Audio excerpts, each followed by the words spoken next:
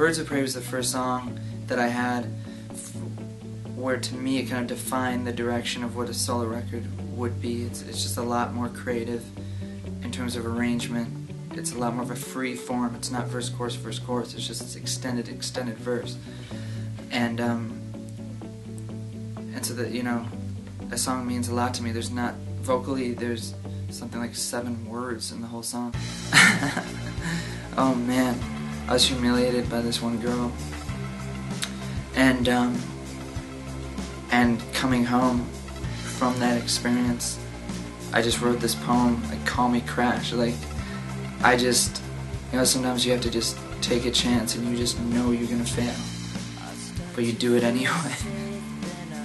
Sometimes it's just in people's nature, and so that was Call Me Crash. Call Me Crash was an experience where I had built up a ton of hope in something that was really unrealistic, and it just collapsed around me, and I just had to kind of laugh about it, you know what I mean? Like, you know, sometimes you feel like a 10-year-old again, and it's good. So I just apply that to a lot of things. I just apply that. I think it's important for everyone to go out of their comfort zone, and even when you just know there's no hope in hell, you just still swing that bat, you know, when the ball hits you in the fucking forehead. Gold-Blooded was a song that I wrote out here when I got to California. So I was living, of course, Kill Hannah's from Chicago, and I was there for 15 years. I moved to New York City for almost 3 years, and when I came out here to make this record, I had this kind of rebirth, you know, and I had this new, real excitement. I mean, there's something about the weather, there's something about seeing palm trees, there's something about seeing hummingbirds, you know, like, in New York, I'm used to seeing, like, oh, there's a rat eating, like, a diaper, or eating, like, Korean food and running at me, you know, and I come out here and it's like, oh my god, is that an orange that I can just take off your tree and eat it? Like, and there's a hummingbird, like, flitting around my head, like, it's like, so it just opened me up, and I just felt so excited, and so the song Gold-Blooded came out of that. It was just about that youthful spirit, just about that excitement, about that real genuine excitement about new things and about new creativity. And visually I just kept thinking about Lord of the Flies, these kids on this desert island, and, you know, with war paint on, and exploring and the adventures and all that. And so that's where Gold-Blooded came about. It was just like this real war cry about staying young and about not ever selling out. Falling in Love Will Kill You I'd written many years ago, and it was amazing. Alan White from Morrissey became a good friend of mine years ago. We started a project called Setting Fires, and Falling in Love Will Kill You was something that I submitted for that project, but didn't quite fit because he and I were going at everything. The whole point of that was to try new, and Falling in Love Will Kill You had already been written, but we still tracked it, and it just wasn't right for Setting Fires, and it felt like a solo song, and it was written as almost like a country Elvis type song. I'm not very good at guitar, but when I sit down I try to move my hand in some ways that I haven't done before and see how it sounds and reinvent the wheel, because people that know a lot about guitar, I mean, sometimes you get in the habit of doing things that you know are correct. And anyway, accidentally I just discovered that D major and F sharp minor sound really pleasant together. I think if you had 1 week of music theory, you'd probably realize that, but it took me many years, and I figured it out on my own, and that was so pleasing. And then I thought about the G, and then I thought about the G minor, and it didn't feel like a Kill Hannah song in any way. It just felt like a country song, but I enjoyed it.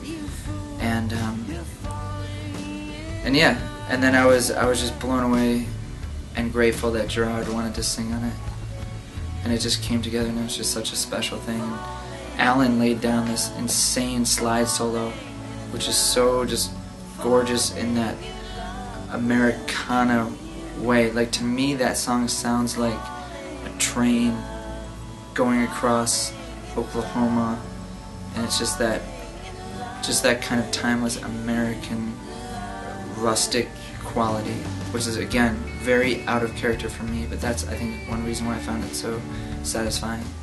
Hopeless Beach is one of the more daring songs in terms of arrangement that I've ever written, and that's the story of, I mean, I had a great fan of ours. It's a great poet who gave me a book of poetry once, handwritten, and it was called Hopeless Beach. And it struck me so much, and she became one of my favorite poets. And I just always told her that I'd write a song one day called Hopeless Beach. And the picture that came to my mind as I was writing it basically was two people lost in a town where they don't belong, and finding one another, running away from the things, from people that don't understand them, and meeting in this place, this kind of sanctuary where they could actually be themselves. And I called it Hopeless Beach.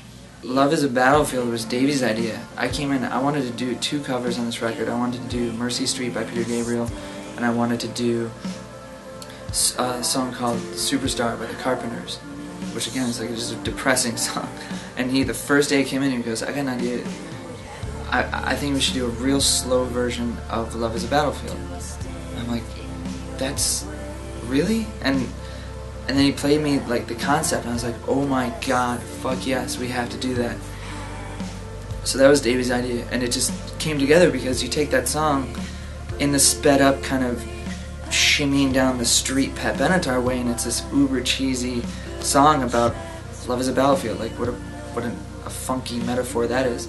You slow it down, and suddenly it's like the darkest song you've ever heard in your life, and the battlefield becomes a real battlefield. I picture people in the Civil War literally limping out of a battle that they lost, and it just becomes so dark, and it becomes this entirely new version of a very familiar song.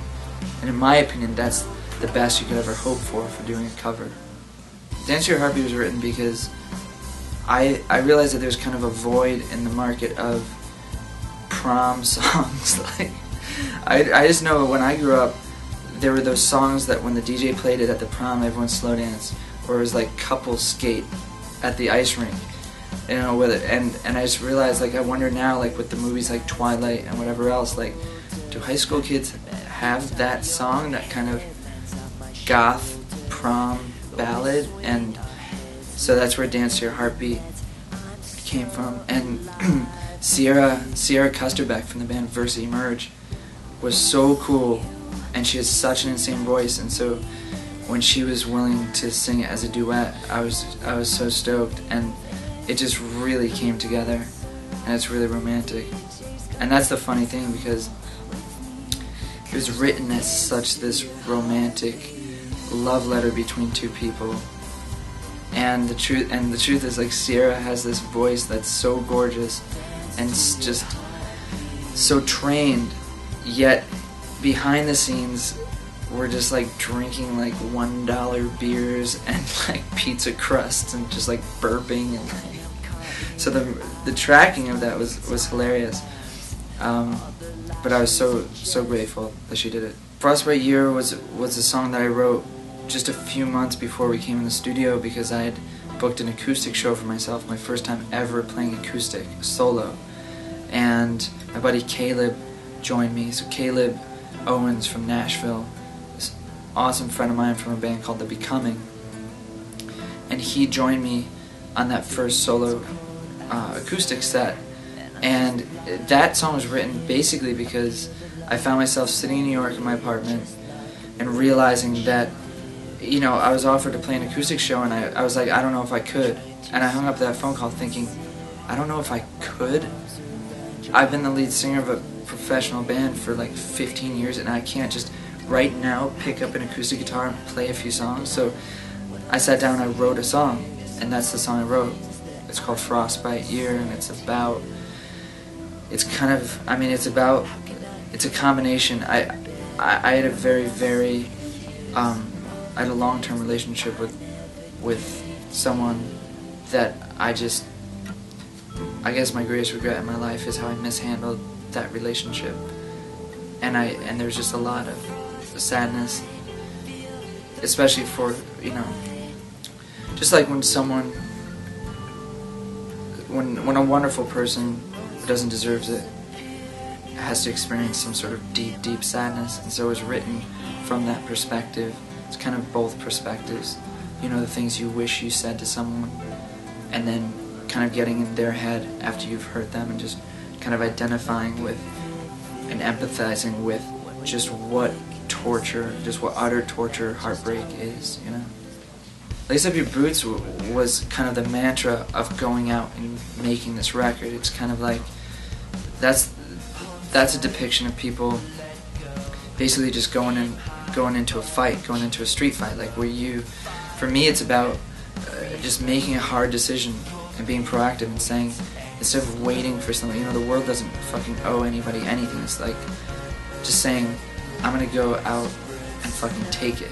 And that's what that song's about. Slow is the darkest song I've ever written in my life. Christ, man, that song is dark. It's just, what I pictured when I was writing that song, I pictured being a gazelle in a desert, laying on my side while a lion fucking ate me. Like, that's what I was picturing. Like, that's how dark that song is. Like, your final gasp of breath, and just that sense of like everything slowing down, and you know, it's just the far end of the spectrum. It's just an absolute loss. That's what that song's about. I Will Find You is like, it's just a real tender song. You know, I started thinking about, when I grew up, well, my first apartment in Chicago had this huge bay window. It was this tiny apartment. It's like this little Parisian kind of shitty little kitchenette little apartment in Chicago, and outside it there'd always be this cardinal out there, and I'm like, oh, that's cool, like a bright red cardinal, like you don't see those very often, like there's tons of, like, millions of these ugly brown birds, but only one real pretty red one. And then I was like, man, I feel sorry for that guy, like he's probably never gonna find another red bird. And sure enough, one day I look out and there's two of them. I was like, how the fuck did that guy find another cardinal? And I realized it was just by, like, I'm assuming, just by doing the things that he does, like not looking for it, but hey, I like this temperature, I like flying at this altitude, I like eating these worms, I like hanging in this tree. Eventually, there's another bird that operates at that same frequency and they find each other. So I applied that to relationships. Like, instead of looking for that person that completes you, I thought, if you just complete yourself first, eventually you will meet that person. And I think that's, so in a sense, like that's like a love song to maybe someone I've never met yet, or to anyone else who feels like maybe there's that one true love out there that they haven't yet met, but they will. Mercy Street is just one of my favorite songs of all time. Peter Gabriel's So is, in my opinion, the best record ever made, and Mercy Street is actually kind of a lesser known song on that record, but it's just so beautiful. It's about Sylvia Plath and getting in the mind of someone who is so beautiful and so crazy, and so it's that tragedy between someone who you know is tapped into something really wonderful, but this world is just not for them. So seeing the world through the eyes of a poet like that is, at the same time, it's so gorgeous, and it's also so depressing. So that song has always struck me, and I hope I did an okay job with it. I have no idea if I did.